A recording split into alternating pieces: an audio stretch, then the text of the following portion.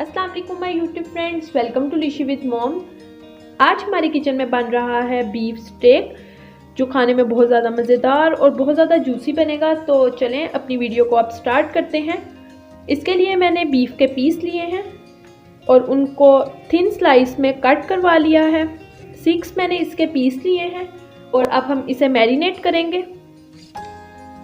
तो beef steak बनाने के लिए हमें जो स्पाइसेस चाहिए उसमें सबसे पहले है salt half teaspoon, red chilli powder half teaspoon, black pepper half teaspoon, white pepper half tea spoon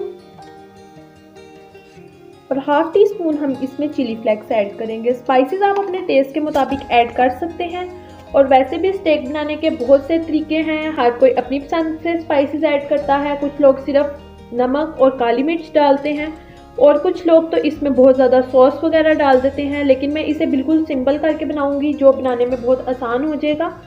तो इन स्पाइसेस को हम मिक्स करेंगे। तो मसाला लगाने से पहले हम बीफ पे कुछ सॉस लगाएंगे, जिसमें soya sauce 2 tablespoon, chilli sauce 1 tablespoon और 3 टेबलस्पून हम विनेगर लगाएंगे। तो ये सारा मिक्स हो चुका है और जो अब हमने स्पाइसेस से इसका मसाला रेडी किया था वो इस पे स्प्रिंकल कर देंगे और मसाला अच्छे से इसकी दोनों साइड्स पे लगा लेंगे। तो स्टेक की मैरिनेशन डन हो चुकी है। अब हम इसमें 2 टेबलस्पून ऑलिव ऑयल ऐड करेंगे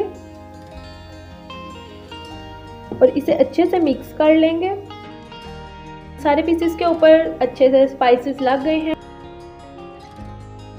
तो अब हम इसे बोल में डाल देंगे और अब हम इसे फ्रिज में रखेंगे 5 to 6 आवर्स के लिए, ताकि सारे स्पाइसेस अच्छे से इसमें सेट हो जाएं। तो मिलते हैं 6 आवर्स के बाद। तो स्टेक की मैरिनेशन को हो गए हैं 8 आवर्स। अच्छे से ये मैरिनेट हो गया है। अब हम इसे कुक करेंगे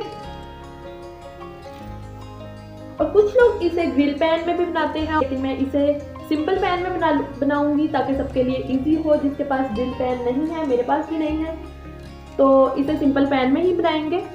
तो यहाँ पैन में हम हल्का सा ऑयल डालेंगे और इसे ग्रीस कर लेंगे ऑयल से।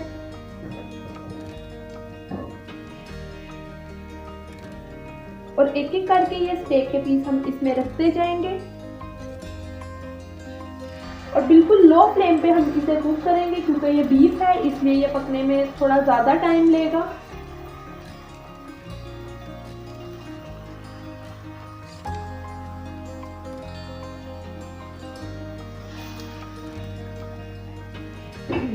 और आप बीफ के बहुत ज़्यादा बड़े पीस भी ले सकते हैं, लेकिन मैंने इसे थोड़े छोटे पीस में लिया है और इसकी कटिंग थोड़ी थिन करवाई है ताकि ये पकने में आसानी से पके।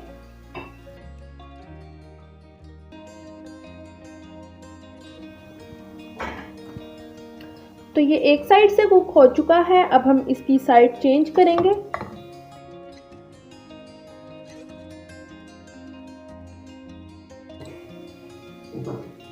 और इस साइड से भी इसे कुक करेंगे तकरीबन 10 से 15 मिनट के लिए।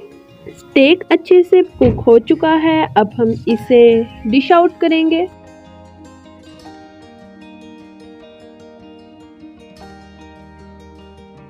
तो तैयार है बहुत मज़ेदार और बहुत जूसी रेस्टोरेंट स्टाइल जैसा स्टेक।